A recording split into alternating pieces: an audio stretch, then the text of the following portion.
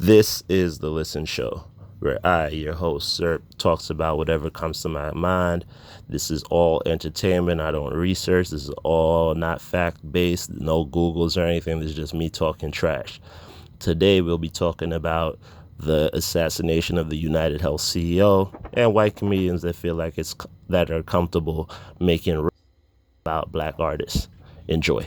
So the United Health CEO recently got shot, assassinated, leaving his building, going into a stockbrokers meeting. I'm not going to speculate as to why or worry about whether or not the world is safe and all that shit.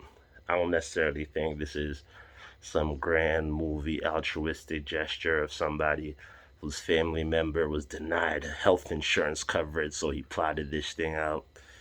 There's a lot of ways this could have gone. There's a lot of money involved. There's, spouses, all this other shit.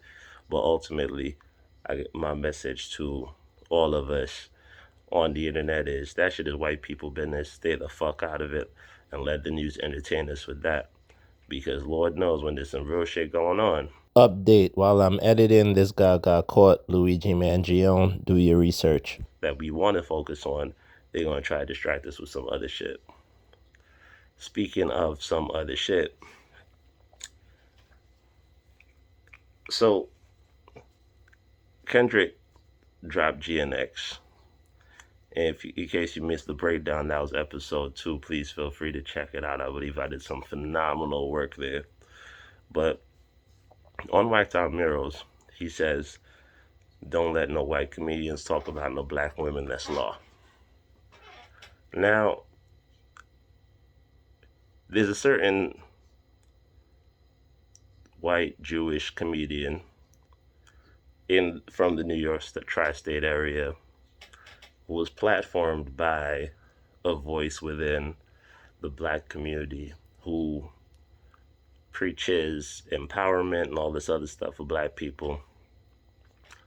But this one particular comedian who, again, this lyric was, the funny part about the lyric is he mentioned no names. And for me, there were several people who fit into that mold of white comedians who feel like they're able to pull off that type of humor towards black folks. Not saying that there aren't any that can. George Carlin is, I would say, one of the comedic greats, and he ran everybody down. I also think that you have comedians like Bill Burr, and to a lesser extent Gary Owen, who are able to dabble in these playgrounds and create artful jokes, right? So one skinny Jewish comedian based in New York took it upon himself to respond. And the response took two forms.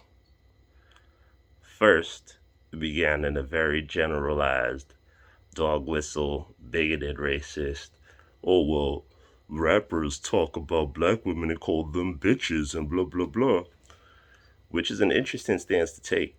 I've also, unfortunately, seen some black voices agreeing with this. But this is my challenge to you all. If I'm a rapper and I say bitches ain't shit, where am I saying that a black woman is a bitch? Let me repeat that.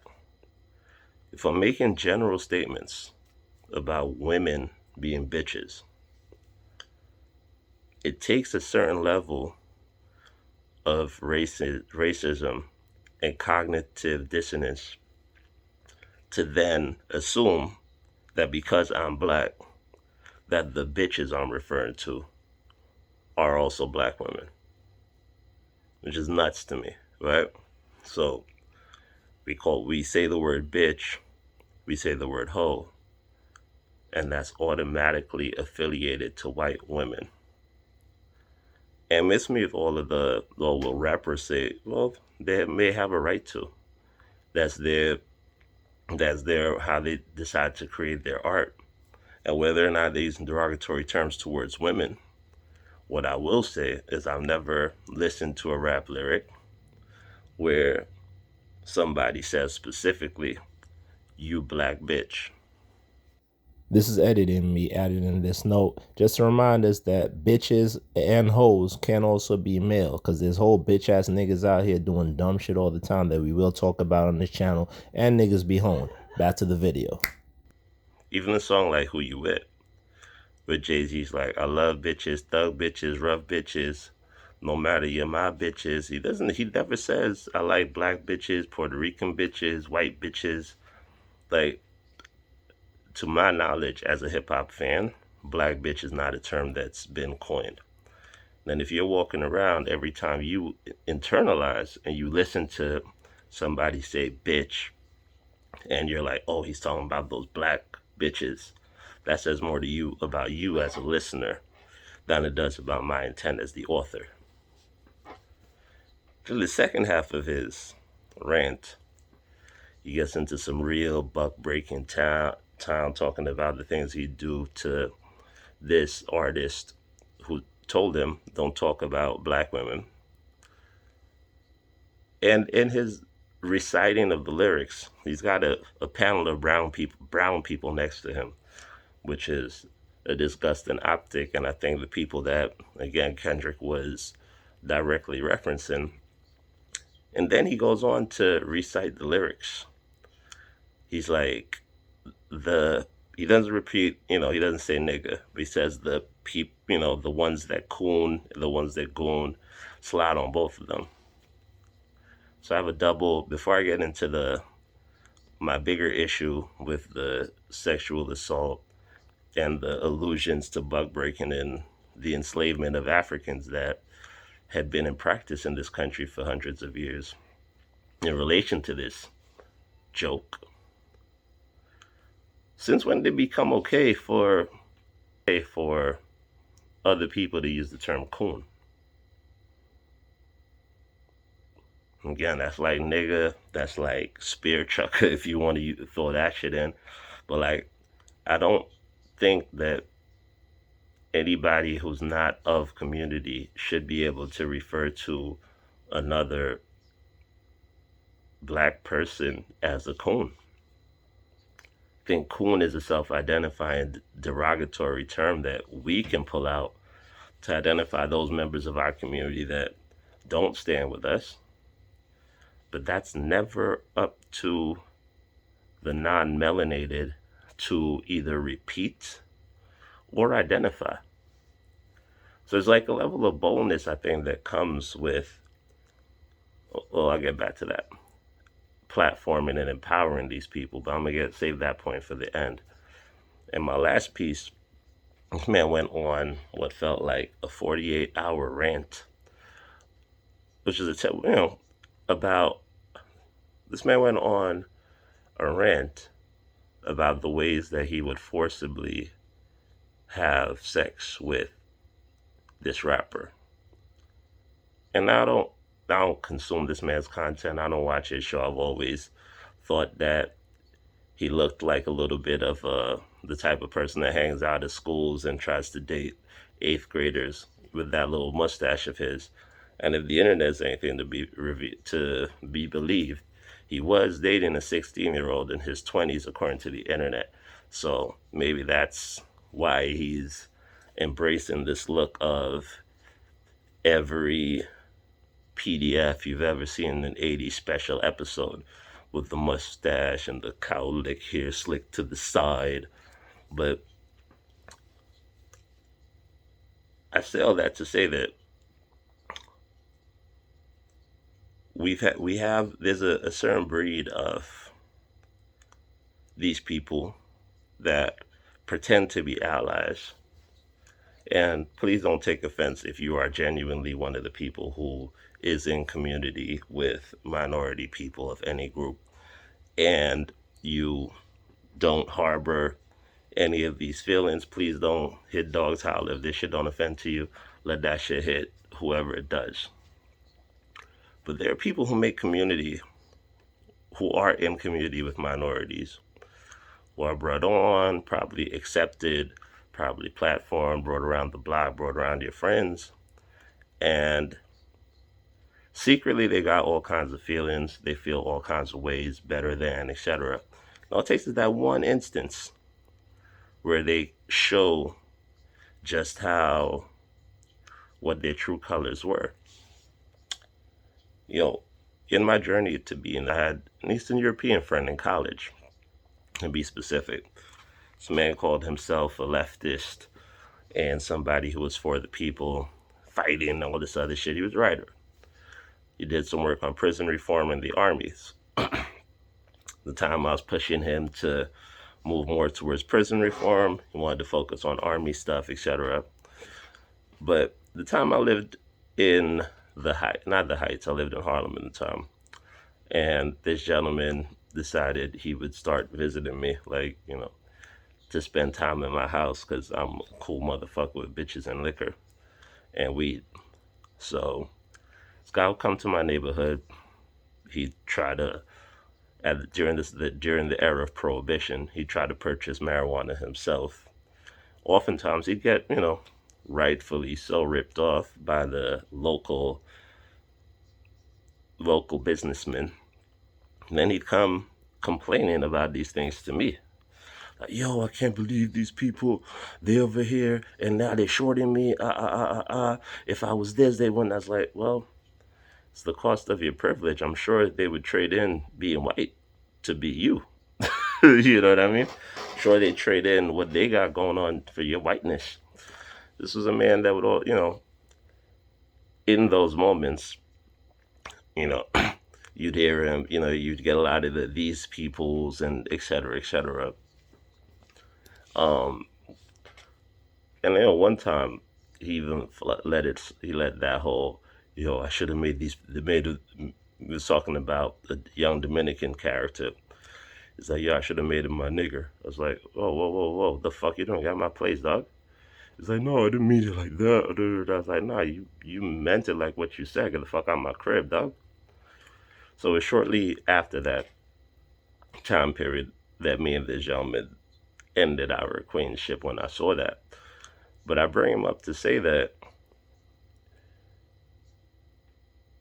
when you have these people that you expose to our communities, pressure, you put people in certain situations, pressure's going bust pipe. And when you expose somebody who claims to be fighting for people that they don't really like, and then they are in turn mistreated, their response is very telling. And this guy's response was to be like, I'm being discriminated against by these drug dealers, and I should have made him my nigger. Ah!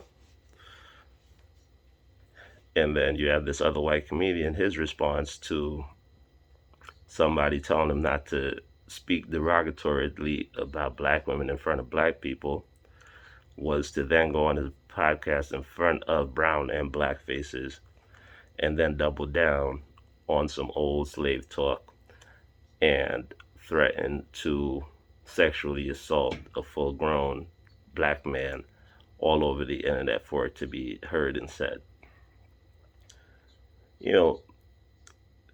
And this is where I think those of his voices, and I love that I'm seeing so many people, have seen so many people mash this fool out and get on his ass, from people like Wayno, the company man, Mark Lamont Hill even.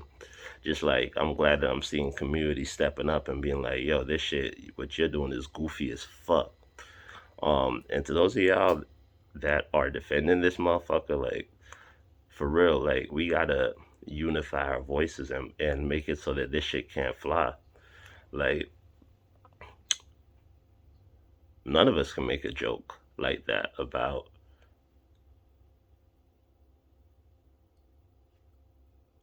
a Jewish comedian. We couldn't say that, we date in, whenever we date Jewish girls, we gotta we get extra fat because, we buying chicken because their food tastes gross or whatever the fuck. Like, we're not doing those things. And we get canceled if we do. You know what I mean?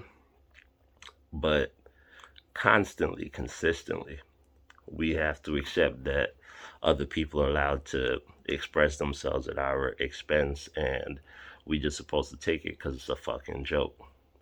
Like, no, I think I love the fact that 2024 is almost like that the fucking that happened in the river the in the Missouri, Alabama, the boat brawl, Montgomery. Maybe my editor will fix that shit up. Now Montgomery boat brawl, that hat goes up in the air and everybody's just mashing on these niggas. And I hope that this goes the way of that other little Canadian YouTuber that everybody got on his ass when he was talking about Justin Hunt. I love the fact that it seems like we're coming together like Decepticons and we're mashing out on these fuckers. But we got to stay on it and don't give them any room to wiggle or any room to get away with this kind of a fucking bullshit nonsense, because these kind of grifters, they're going to keep coming around. And then I don't think he's as emboldened to make such a poor joke if he's not platformed by a black face. If he doesn't, if he's not in spaces where he gets to yo and be cool with black people, I don't think he feels emboldened enough to make those statements. But that's just my beliefs. You know what I mean? Um, and then I think for those people that accept payment to sit next to niggas like this, you guys have to really think like, where's your integrity? What's your soul worth? Like right now, there's images of you as a black man sitting down laughing with this nigga next to him while he's making all these bug breaking slavery jokes. You laughing while this nigga's clowning everybody you related to, and we not even slapping this nigga back. Like, let's cut each other. Let's go back and forth. If you want to talk shit about, then let's talk shit about that. But that doesn't seem to be the equation for these people. So I'm with Kendrick, man. Don't sit next to these niggas.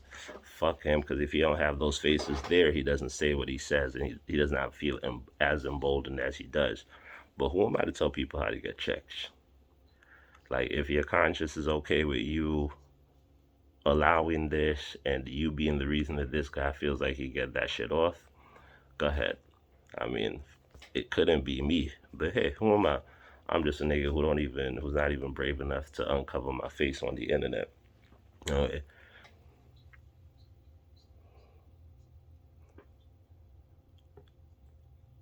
All right, and this has been episode 3.